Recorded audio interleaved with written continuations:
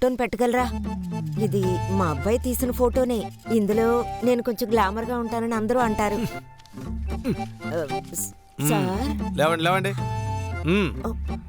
వీలు లేకపోతే కుదరదని చెప్పొచ్చుగా, ఎందుకు అరుస్తారు? కళ్ళు చూడండి. ఏంటో చూస్తూ నిలబడ్డావు? ఫైల్ చేయి దీన్ని.